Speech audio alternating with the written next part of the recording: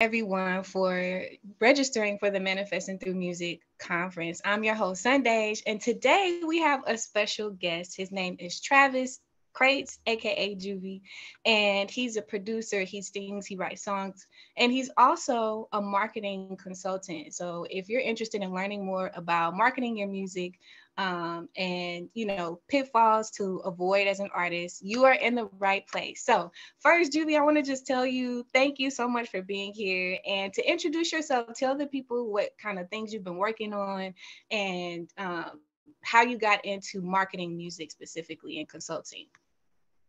Okay. Hi, everybody. My name is Travis Kr8ts, aka Juvie. Um, I work on a lot of things. Like I've started off with the Hustle and Flow movie with John Singleton, Young, all the way to the Equalizer 2. We're doing a lot of new movies right now. I don't want to say too much. We're working on a lot of big soundtracks. So basically, that's what I've been doing, and knocking out albums still for certain people. Artists like Doja Cat, get in the studio with a lot of the artists, Kendrick Lamar, a lot of people working. So, but moving forward, how I got into marketing was during the pandemic. A lot of my friends that I look, they're a lot older than me, but they been in the business doing marketing for major companies for a long time. They needed some help on some things, and I've been watching for the last 10 years of how to service a record. So when I learned that, I learned the admin part, basically how to do the paperwork. Then I learned how you actually service a record. So during the pandemic, we was locked in the house. Artists wasn't in the studio like that. They end up bringing me in to work for Spotify, basically to learn how to take down fake accounts on Spotify. And once I had that job, I learned how to actually build a real algorithm. So that's basically how it started.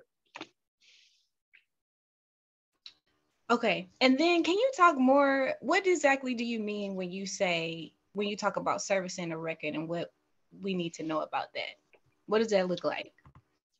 Well, servicing a record is basically picking up release date and also finding a strategy and then learning how to execute it, meaning from radio, TikTok, Spotify, blogs, when to hire a publicist, when to, initiate these type of steps. Okay. So, can you tell us what are some things that artists need to know when it comes to marketing? And if you want, you could just start by sharing like some things that artists can do on their own, because my audience is primarily independent artists. And then also, you can share the benefits of having somebody like yourself who's an expert to walk them, uh, have you as a contact person to walk through those steps, or to hire you to do something like Right, that because they don't have that level of expertise. right, no problem. First of all, what artists have to understand that the music business is a business. Yes, you use tools like your creativity, your writing, and other things like this, but this is a business. So when you are getting in a new territory of a business that you may not know everything about, the first step that you do is hire a consultant. This here allows you to not waste money. It allows you to know where to spend your money, how to spend your money. A consultant is a person that keeps you from making steps, amateur misstep, amateur steps that you know you're looking at this business. Everyone is watching your every move. So when you do certain things, artists don't know that it actually hurts them than helping them. Like, yes, I want to get my music out, I want to push it, yes. But what you don't know is once you put your music out and it does not do numbers, what it is telling the algorithm is that nobody wants your music or likes your music. When that case is that you just didn't market it properly. So the same thing they do with restaurants, a lot of things. You know, um, you have to have a consultant in this business. When you want to any business basically, but this one especially because it's so many moving departments that you don't know about. You have a part of the music business where you see the front end, but it's a back end that you don't know anything about. And those are the vital things you need to allow yourself to monetize.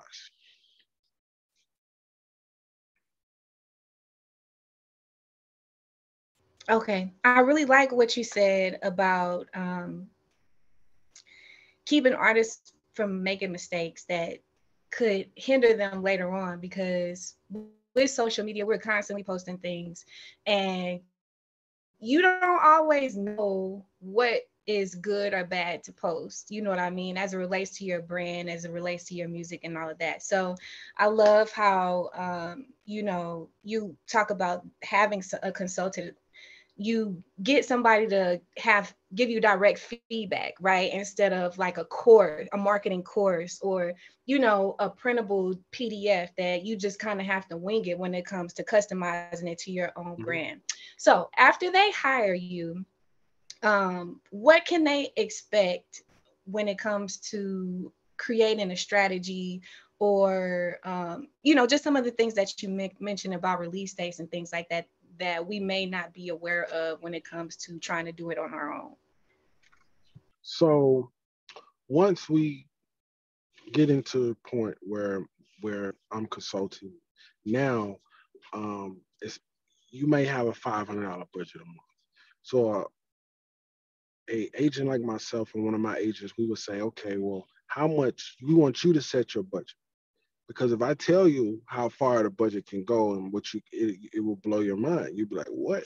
So what happens is what we do first is we allow people to set their own pace. So from there, let's say if you only allocating 500 to $1,000 a month. With that, we're gonna find avenues and things that you can do that's cost effective that allow you to grow your material and also have the perception that you need into the marketplace, social media, etc. Right?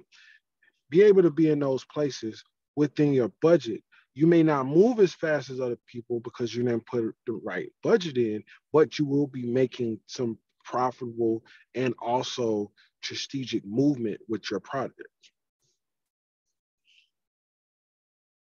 So for somebody, say, who has a $500 budget, what what could they expect when it comes to the marketing side of things, working with you? Or does it just kind of depend on the artist, each individual It, artist? it, it does depend on each individual artist, what market you're in, what genre you're working with.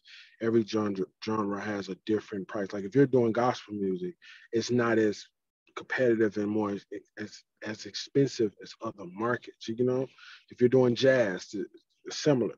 So, but once artists see, and a lot of people don't understand this, right, about consulting, right? When you ask somebody or when someone's consulting, that's information. The reason why you're paying them for that information is not for you to have it and then run. It's for you to understand that if you pay for some information, right, you're more likely going to use it. If someone gave it to you for free, like you have these friends and they be like, oh, girl, you should do this. And oh, you should do this. You really don't ever listen to them because you know why? You didn't pay them. And it's not just saying about the money, it's just the fact that you didn't hire them for a service. So because you didn't hire them for a service, you actually don't value. And so the first thing of when in my program of when I'm consulting a client, I'm teaching them how to value what I'm telling them.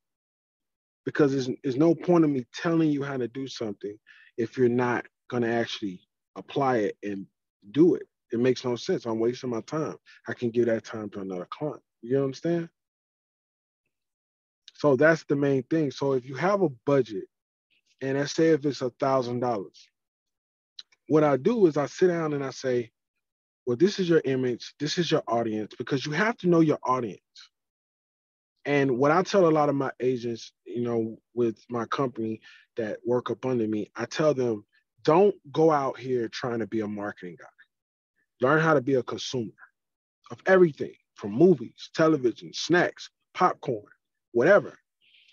Because when you are a consumer of things, you understand how a consumer feels and what makes them want to purchase. When you're a consumer of music, so yeah, I'm a producer, I'm a writer, but I'm a consumer of music. I don't listen to my own stuff all day. I listen to everything else, right?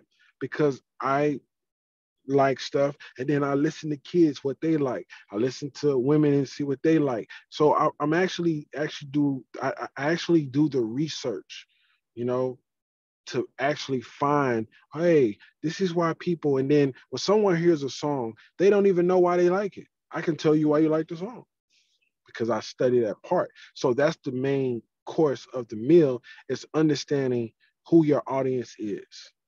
And that's why I tell people when you know who you're selling to, every time you shoot, you're going to be able to hit your target.